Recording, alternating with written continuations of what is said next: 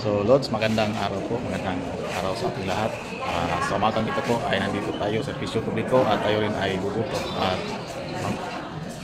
ang pinauna-una nila dito ay mga matatanda at mga PWD, senior citizen, at isusunod na rin ang mga concerned citizen.